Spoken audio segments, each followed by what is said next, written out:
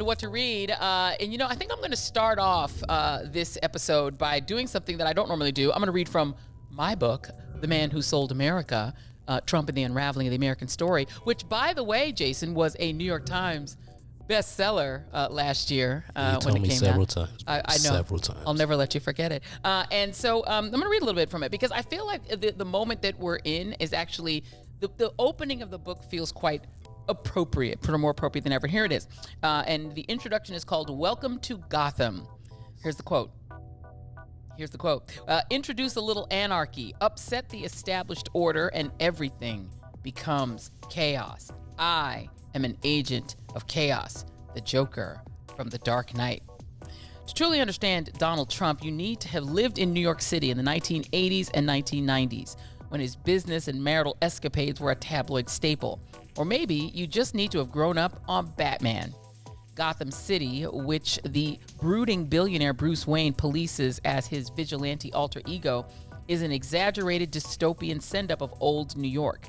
It's filled with over-the-top villains who, like Batman, possess no actual superpowers, but get by on their cleverness, their ostentatious wealth, and their ability to wreak havoc on the urban landscape.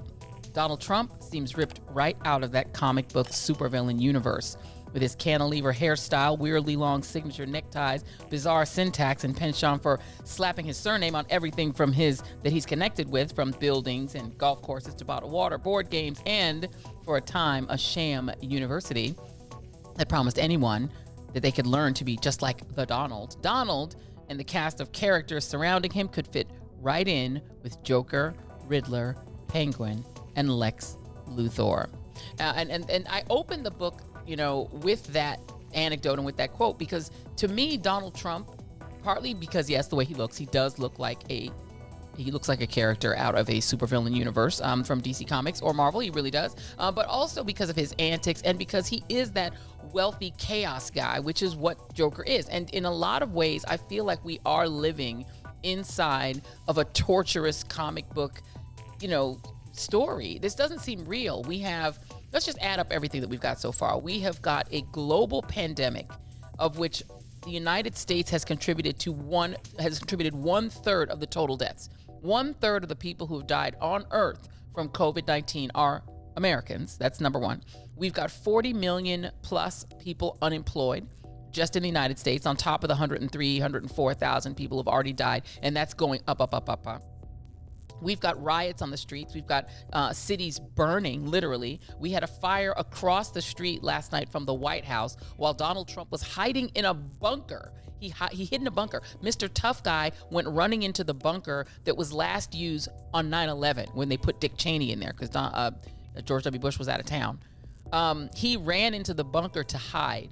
We've got just massive uprisings. We've got white nationalists pouring into American cities, lighting fires alongside anarchists, lighting fires, glomming onto the multiracial huge protests that are legitimate, that are over the murder of George Floyd, glomming onto those protests and burning things and looting and breaking windows. You've got literally anarchy on the streets of New York. You've got Tom Cotton, the senator from Arkansas, suggesting that the military should hold no quarter, get on the American streets and essentially shoot people and commit war crimes. This is insane. You've got Southern senators like Lindsey Graham calling for the entire federal bench to retire so that Donald Trump can replace them all, grasping for the last gasps of power that they can cling on to as if this is a regime rather than an administration. It is incredible to have watched the entire Dixiecrat South. We now understand that it was physically manifested out of the Democratic Party and into the Republican Party, and it's full on. It is like we're living in the 1920s. It's like we're not in 2020, but 1920, and it's chaos, and it's pure, the kind of pure chaos that the only people who could have possibly wanted this was Russia. And I write a lot in this book, The Man Who Sold America, about Donald Trump really yearning, for whatever reason, no one really understands why, but to fulfill every dream that the Kremlin, that Vladimir Putin had for destroying the United States. After World War II, when the United States emerged out of World War II as the leader of the free world, and Russia, who was our partner in World War II in defeating the Nazis, emerged as the supervillain to our superhero in the world. Russia has always resented that, and the what was the Communist Party in Russia has always resented that. And Vladimir Putin continues to resent that, even though he wasn't alive back then, but he continues to resent it. He's a former KGB agent, and his goal throughout his career has been to undo that, to make the United States the villain, and to make Russia the leader of the free world, to replace American leadership with Russian hegemony. And now you have Donald Trump, who has essentially delivered the United States as the underling of Russia, the underling of the Saudis, the underling and the partner and the equal of horrible leaders like Bolsonaro in Brazil, the horrible leader in the Philippines, the horrible leader of Saudi Arabia. He's now made us the equal of those horrible leaders and sort of the understudy of Putin's Russia. This is great. And I write in this book about the weird way that he is attracted to those kind of countries. He's attracted to supervillains. And he himself sort of behaves as a supervillain. And so now we have almost the fulfillment of whatever that crazy, insane goal was. I don't know why Donald Trump wanted to be president. He's tried 3 times. He threatened to run 3 times. He finally did run. And now that he's president, he seems to only delight in chaos, in creating and inflaming chaos. Somebody else tweeted that the United States is on fire and Donald Trump is just holding, incendiary fluid to throw on it. Like, he seems to want to make the fires bigger and not to put them out. He's the anti-fireman, and I don't understand it. It's been stressful, this whole news cycle, I think, for everyone. The whole country is transfixed on the news. Nobody's sleeping. People are losing sleep. And you've had all these deaths. Breonna Taylor, Ahmaud Arbery was basically hunted on the streets of Georgia. It's good. It's on and on and on and on. It never ends.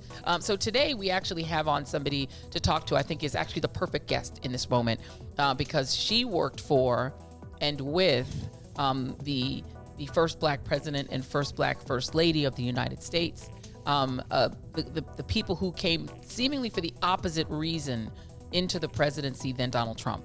The Obamas, Barack and Michelle Obama, seem to have arrived in Washington, D.C., with the idea that somehow, even though as Black people, it's not really our responsibility, they could try to heal the country. They could try to bring positive change to the country, bring racial healing to the country, create a conversation around race and racism that white people would accept and understand.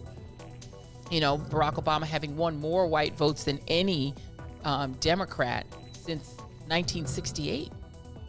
That he could maybe be a part of that change, that positive change. Yes, we can was the slogan that emerged as the Obama slogan, but the original actual slogan of the campaign, the official slogan of the campaign, was change we can believe in.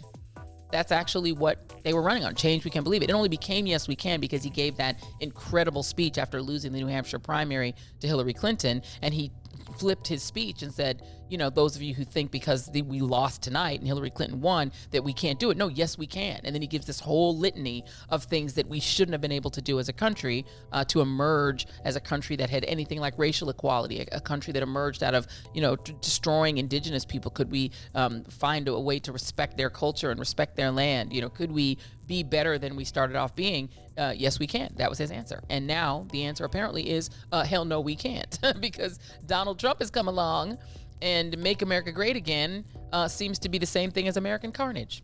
Isn't that interesting? All right, let's bring in our guest. And joining me now is somebody who all of you got to know during the Obama administration, because in many ways she was a lot of the public face of the administration. She was the person who those of us who were in media talked to all the time on background and off. Valerie Jarrett, who's a senior advisor to President Barack Obama. And she is also the author of a wonderful book called Finding My Voice, My Journey to the West Wing and the Path Forward. It is now out in paperback. I'm going to hold up the super cute cover. That's a fabulous picture. Valerie Jarrett, thanks. And you've got that paperback. Thank you for being here. Yes, I do. Oh, Joy, it's a pleasure to be with you. Thank you for all you're doing to shed light on what we know is a very challenging time right now. But this is when we need the media essential to make sure everybody sees what's going on and Yeah. hears what's going on and feels what's going on. And feels what's going on. And I appreciate you saying that, because as I was saying a little bit, during the Obama administration, and as we're doing this, as we're recording this interview today, George Floyd's brother is doing a prayer vigil and a rally at the site of his murder by police in Minneapolis, and very passionately talking about his brother, talking about the need for justice. As of today, the lead officer who had his knee on the neck of George Floyd until he passed out and ultimately died has been arrested and charged with third-degree murder and manslaughter, whereas the other three have not been arrested, and that's one of the things they were calling for, is the arrest. And, when I was, at MSNBC and at the Griot, Valerie, you were the person that, I feel like I talked to, probably you and Kevin, who was, Kevin Lewis, who was the spokesman. I think I talked to you guys more than anybody else in the White House. And those of us in Black media, you guys were always so generous to us, making sure we were always included in these background briefings, the opportunity to talk with the president, the opportunity to hear from the administration. It was a very open administration. It was something I had never experienced before, obviously having never covered a president, but it was really very refreshing that you guys were always so open with us. How can you evaluate for us how the Obama administration handled the first Black Lives Matter wave? And all of this anger and agony, particularly among young Black people over the killing of Black men, women, and children during the Obama administration, and how the current administration is dealing with it. Yes, I remember it very well when Michael Brown was killed in Ferguson, and demonstrations erupted immediately. President Obama asked Eric Holder, his attorney general, to go to Ferguson, meet with both the demonstrators and local law enforcement, community leaders, faith leaders, and try to quell the unrest, but also do fact-finding, because obviously the Attorney General under our administration was responsible for investigating to see if there was a hate crime, but also importantly, to see if there was a pattern and practice of discriminatory behavior by local law enforcement.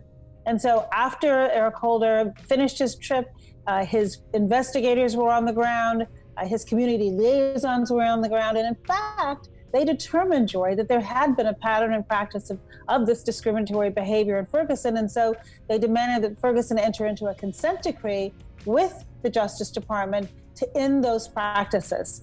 The other thing President Obama did, other than, of course, we monitored closely what was happening in Ferguson, but then he invited the demonstrators from Ferguson and ones from around the country who also were engaged, because of course it wasn't just Michael Brown. I'm in New York now with Eric Gardner, Tamira Rice, Laquan McDonald in my hometown of Chicago. President Obama created a 21st century task force to look at what are the best practices that we could implement to close that gap of trust between police and communities of color. And before he kicked off the task force, he invited the demonstrators into the Oval Office. And Joy, I remember that meeting like it was yesterday, because here he is now, the President of the United States, but how did he begin his career? As a community organizer. And he said to those demonstrators, look, hey, I remember what it was like knocking on doors. It starts to get cold. People want to close the door in your face. And you've been out there and trying to get your message across. And it's so frustrating. And he said, I want you to just keep it up, keep the pressure up. And then he invited one of the demonstrators, Brittany Packnett, to join the task force, because he said, I want them to have a voice at the table as we think through the changes that need to be made.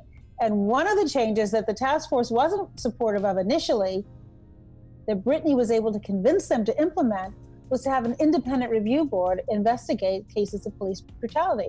Because obviously prosecutors have to work hand in glove with police. And so it's important to have a process with integrity, because part of the problem that we know so well is that many times communities of color don't feel like rule of law applies to them equally. They don't feel like the justice system is actually just.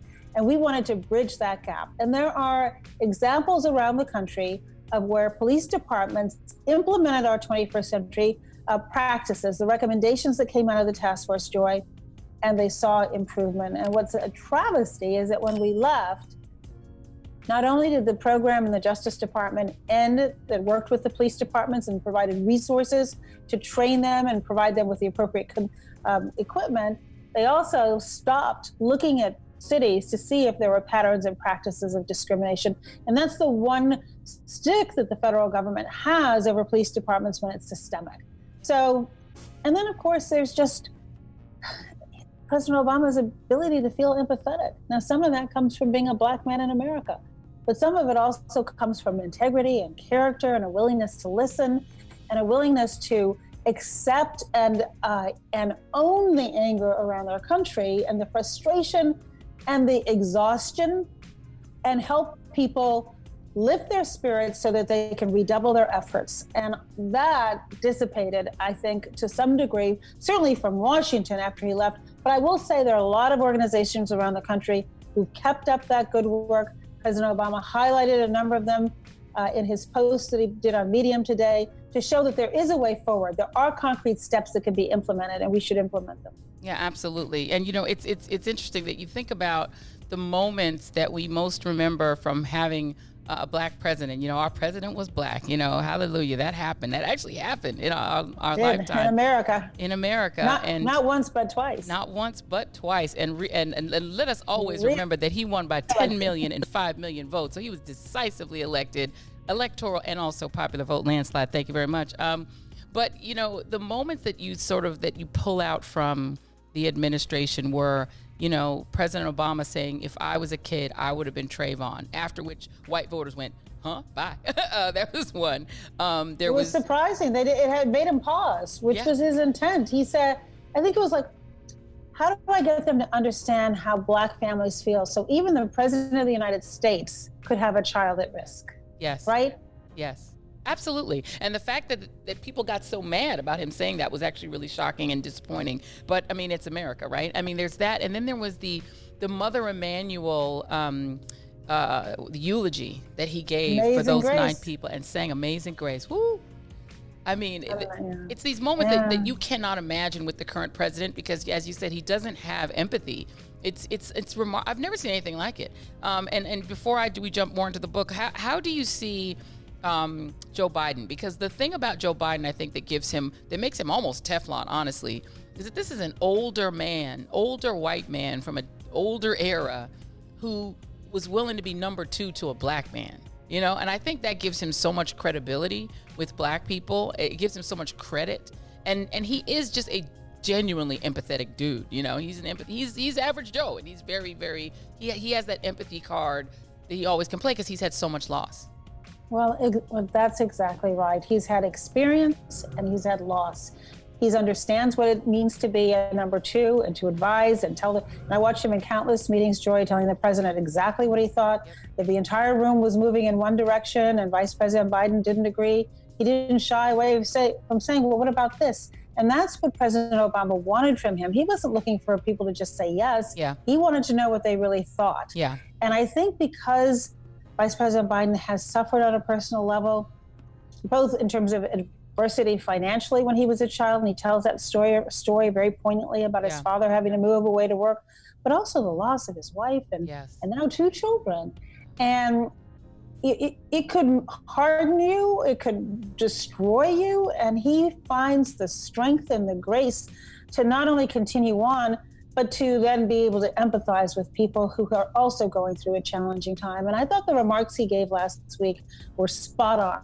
Yeah. He really tried to say to white America, put yourself in the shoes of Black families and try to imagine what that is like to send your children out, boys, girls, men, women, and know that they are at peril through no fault of their own. Absolutely. Well, let's get into this book.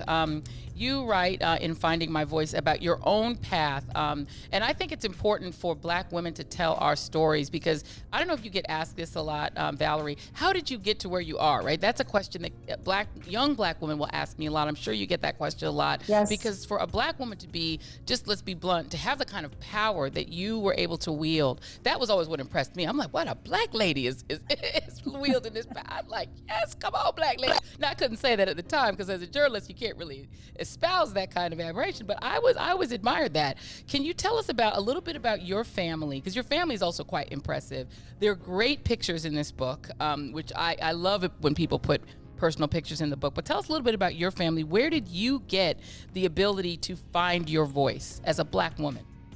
Well, so first of all, I had the good fortune of being the only child of Barbara and Jimmy Bowman, two amazing people who loved me unconditionally, set high expectations for me in terms of my work ethic and my effort. I can remember when I would get grades, if I got an A plus, my dad would say, but did you work hard? Did you do your best? And if I said, well, all right, then he'd say, well, then the A plus doesn't mean anything to me. I want you to really work hard. And they used to always say to me, Joy, what I'm sure you have heard is, you know what, you have to work twice as hard. And they didn't have to finish the sentence, work twice as hard as who, but we all knew what they meant. And my parents said, look, life isn't fair. And what you can control is your effort. And so that was enormously empowering, but I was also really shy as a child, which people find hard to believe since I really shut up now. But I was this shy kid, and I think part of it is I was born in Iran, and then we moved to London for a year, and then to Chicago. And I was different. And there were, what black kids were born in Iran? Who'd even heard of Iran back then?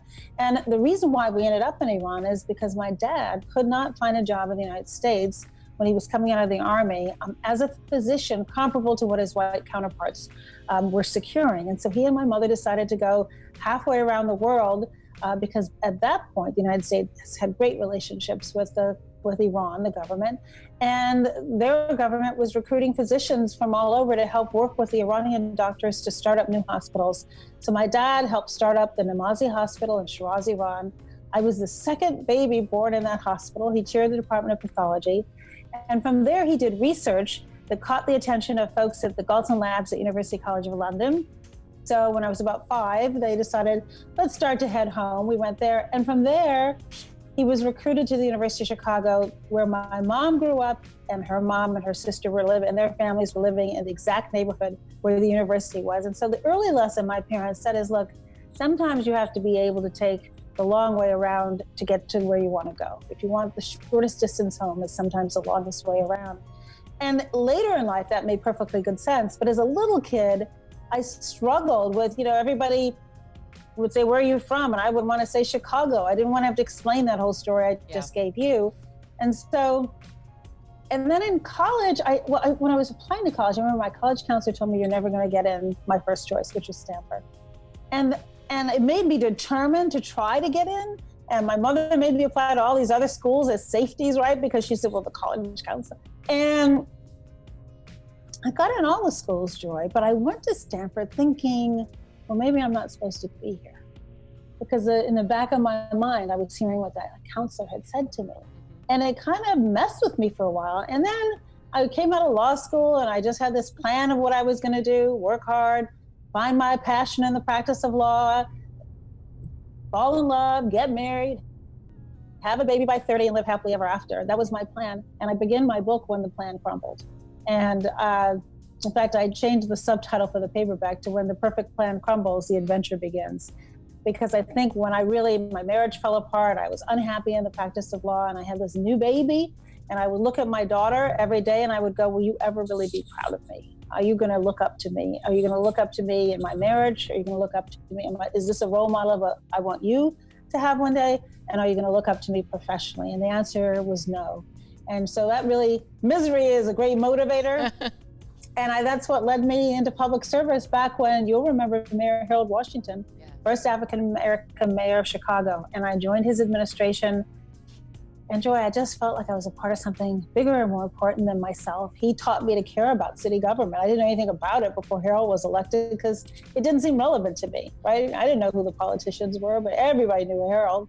And unfortunately, he died soon after I arrived, but I stuck in there. And fortunately, 4 years later, I interviewed this terrifically bright young lawyer from another big law firm named Michelle Robinson. So it'll be 30 years next year that I met the Obamas before they were married. And when she was also disillusioned with the private practice of law and searching for a way to give back to the city that she loved and wasn't sure what direction to go. And that's when we discovered each other. And you're kind of responsible for the two of them being a couple, right? I mean, they both went to Harvard Law, but they didn't get together until they were in Chicago. So tell that story a little bit. But I can't take credit for that. Okay. They were engaged when I met them. Okay. But he joined the law firm where she was, Sidley Austin, as a summer associate. and it was assigned to him. She was to be his mentor. And of course, he had other ideas in mind besides having her as a mentor. And she thought that was pretty inappropriate because, they're the two Black people at the law firm. And she's thinking, well, I don't want people thinking, well, this makes sense, the two Harvard people who are Black. And plus, she was trying to be, I'm your mentor. That's not appropriate. And then she heard his voice on the telephone, and then she met him, and well, things changed. It's so funny, but he probably did the same thing with her that he did. I remember covering one of his speeches. This is in 2007. He came down to actually support the guy who was running for governor of Florida, Jim Davis, poor Jim Davis. And he had a Black running mate that was running as lieutenant governor. And even with the Black running mate, they were so boring. And he showed up and everybody was much more excited about Barack Obama than they were about him, about Jim Davis. And I remember I covered a speech that he did in Miami where, he's like sort of a nerdy guy. He comes out and we're thinking he's going to give like a really intellectual speech. And the crowd starts screaming, "We love you!" And he says, "I love you too, baby." We went, exactly. Okay, he's trying to play a different game with us here. That's just what she describes as that voice on the phone, because when she looked at him on the paper, she was like, no way. But she heard that low voice and she thought, oh, you don't sound like your photograph. And then she met him and he didn't look like his photograph either.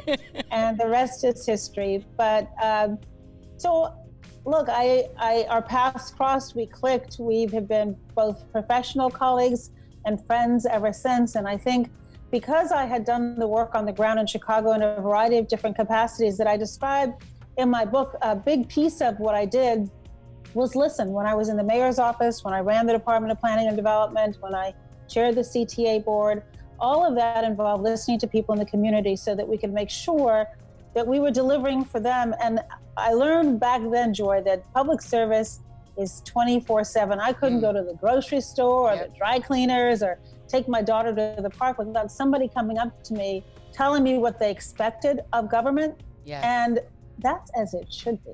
Absolutely. It was such a good lesson to learn at the local level. And I think that's one of the reasons why when we went to the White House, he gave me the responsibility of working with our local mayors and county executives and state executives, because I'd worked with them so well and appreciated the value they could offer as we decided what steps to take, both in terms of policies and practices. Well, that's a really great point, that the fact that you'd worked in city government, that is at the closest to the people, that actually was probably very helpful to have in the White House. That's a really great point. You dedicate your book not only to your wonderful parents, but also to your daughter, Laura. And let's talk about the additions, because if you read this book, you will learn a lot about your life growing up, how you were able to succeed in the things that you were doing. You even tell the story of the speech in the chapter 8, The Power of Each Voice, about watching John Kerry, after John Kerry picked then Senator Obama to give that keynote speech that really changed his life. You talk about that. You talk about your relationship with Michelle, et cetera. But you've added 2 new chapters to this book that are quite relevant. And you were telling me about that before we started. Tell me about these 2 new chapters that you've added to the book. Yeah, so when the paperback was set for publication, my editor gave me the opportunity to add if I wanted to at the end, because it had been a year since I'd finished the book. And so originally, I really hadn't processed what had happened in 2016, the election and the steps that happened.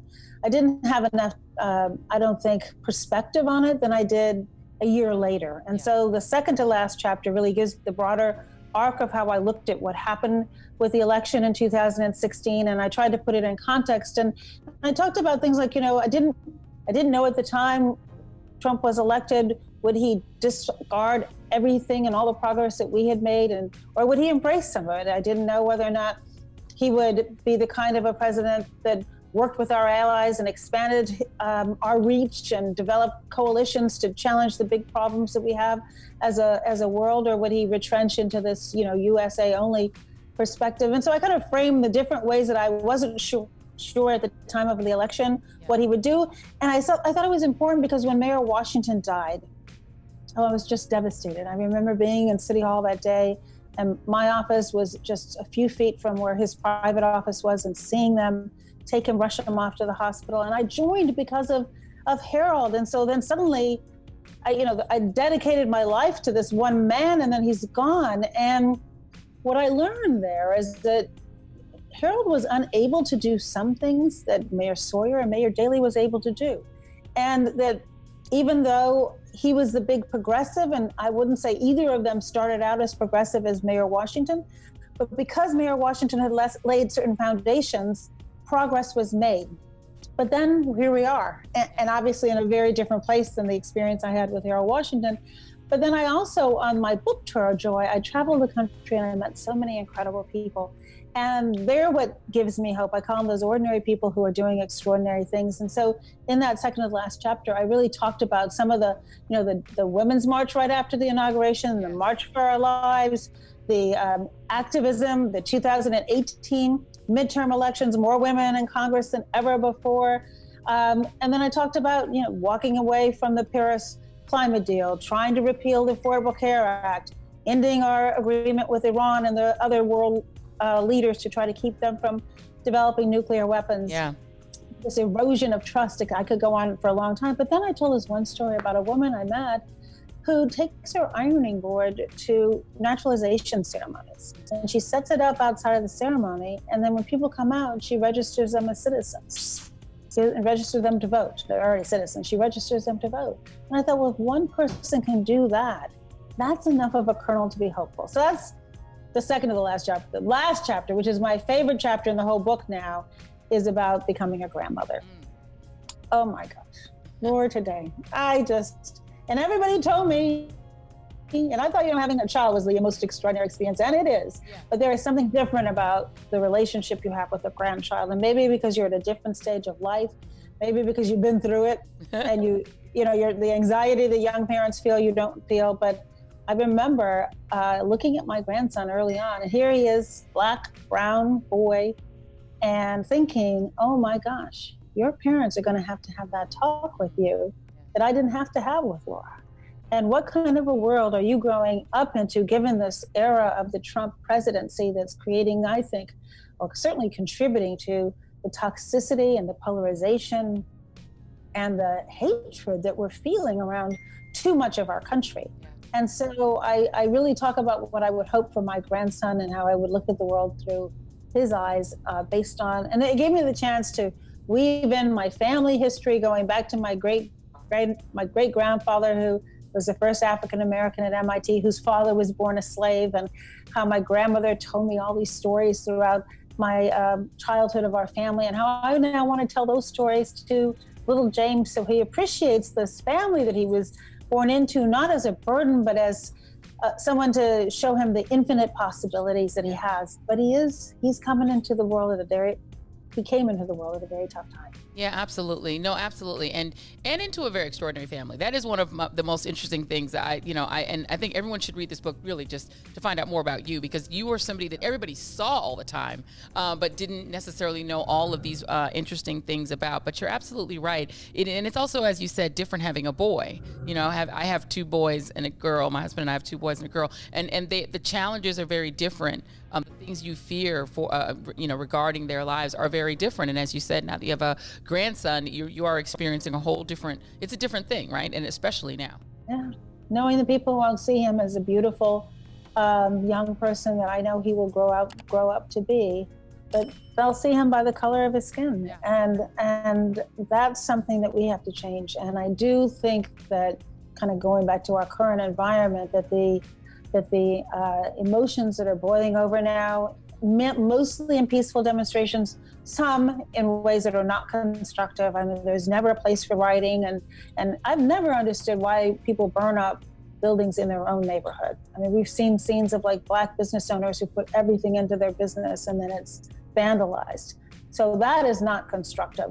But for those who are out there demonstrating and calling for change, for those who I know are going to vote in this upcoming election, notwithstanding that we are in a much more challenging environment, in order to exercise that right to vote with the pandemic hanging over, I just think we have better days ahead. It is scary. I mean, you think about it, that what's compound. I mean, even if with what's happening in these neighborhoods, the fact that we're getting reporting that you have white nationalist groups and anarchist groups organizing to come in and, as you said, to destroy the same neighborhoods that are already hurting from the pandemic, to destroy the same people who are already hurting from police brutality and compounding the pain. It's really extraordinary to have all of this happening under one presidency. I can't believe there's only been 4 years. It feels like it's been 40. It's hard to believe this dude's only been here for 4 years. Dog years. year. November for me can't come soon enough. Cannot.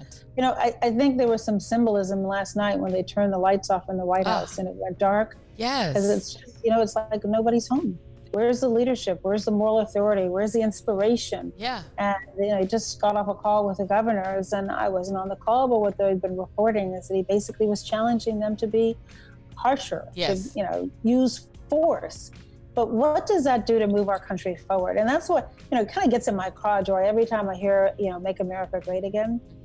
Because when would we go back in time that it was great for Black people? What period of time are they referencing? And then just this week he said, Make America Great loves Black people. Well, then that makes it clear that we're not a part of that. We're not a part of that. Exactly. We're not a part of that, right? Well, we're the people. He's saying sick dogs when the looting starts, the shooting starts, which is a famous 1960s era racist police chief saying, you had Senator Tom Cotton of Arkansas saying, sick the military on no quarter, which really means commit war crimes and kill people, which is, it's amazing to watch the current America transform into 1920s America, just like that overnight. But you know what? But I will say one thing on this, Joy, just as you remember, and I was so moved by Congressman John Lewis over the weekend, who said, look, I feel your pain and I know how hard it is. And obviously nobody knows better than he what it was like during the civil rights movement. But what I'm seeing in the streets today, the positive sign is that it's not just Black people demonstrating. Yes, that's right. There are people of all colors who saw a slow assassination on television, which was excruciating. I made myself watch it. I didn't want to watch it, but I felt I had to honor George Floyd by watching it, right? And then I'm trying to imagine, well, how does his family feel? Yeah. How do they feel looking at the callous indifference to the loss of life, to the taking of life, not the loss of life? Absolutely. And so that there is rage and unrest, not even just in the United States, but around the world. That's right. I think is a healthy catharsis that I hope leads to positive change. And there are examples of cities around our country, of police chiefs that have taken what we put in that important report a few years ago and put it into practice.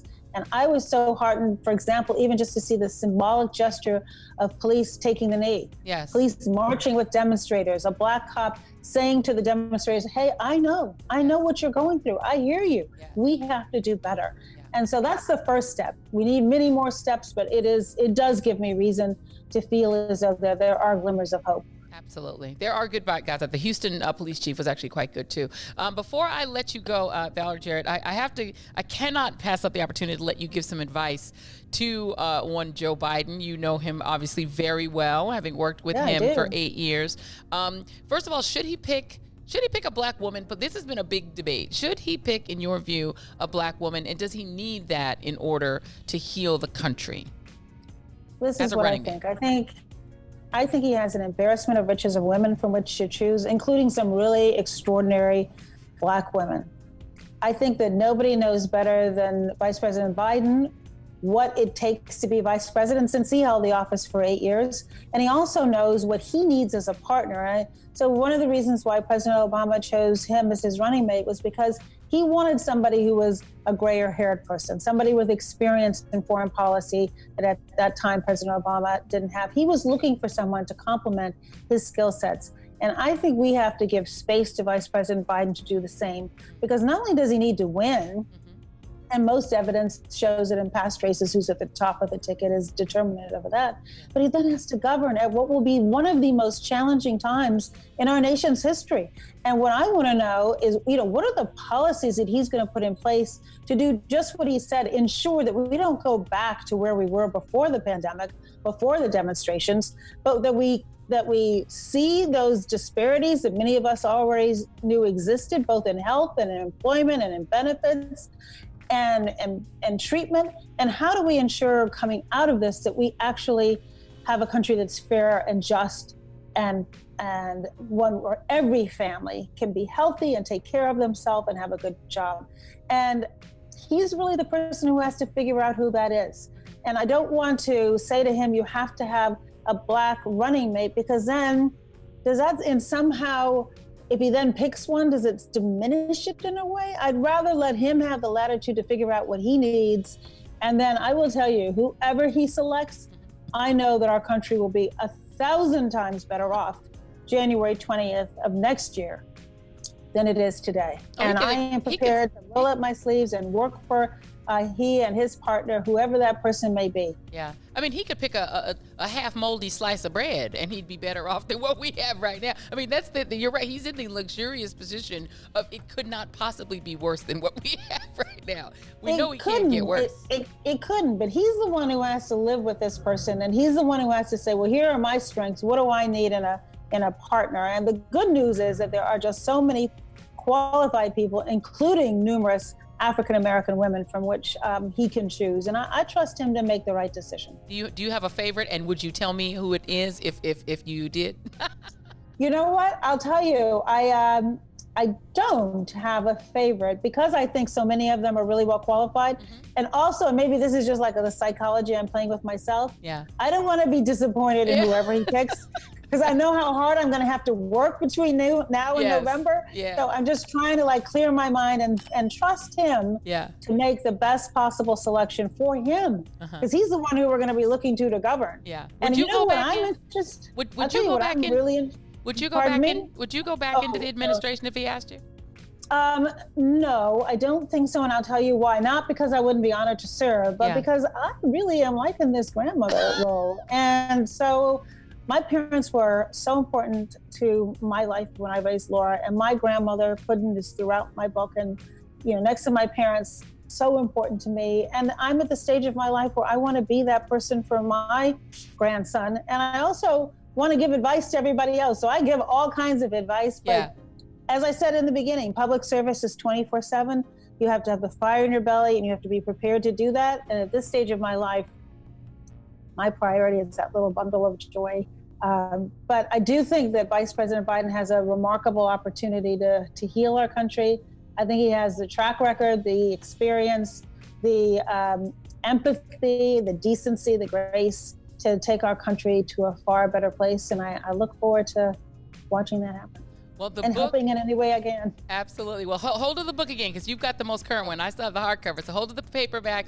The book is called Finding My Voice, My Journey to the West Wing and the Path Forward by Valerie Jarrett. The best thing about the book, the whole book is really good. It's actually really, I love it because I love reading about people's personal histories and their families. But I have to tell you, the best thing about it is that your grandmother's name is Puddin. Isn't that a good name? It's a great name. I want to be called Puddin one day. I need to have, maybe when I have grandkids, I'll ask them, can you just call me Puddin?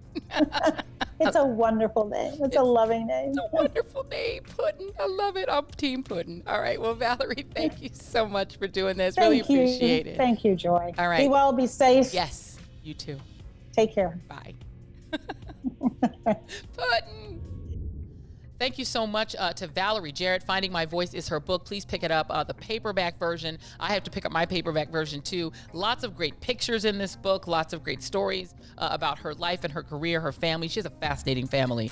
So definitely pick that up. Thank you guys for tuning in to What to Read, REID. You always got to make sure people spell it right. Please give us a like if you enjoyed this episode. Please share this episode with all your friends and family. You can, of course, listen to What to Read as a podcast, or you can listen to it on the YouTubes. So do it any way you want, but make sure you please share, make sure you please like, and we'll see you again for another round of What to Read. We've got so many more great guests coming up. Thank you, Jason. You're welcome, Joy. All right, see you guys next time. Bye. Bye, fam.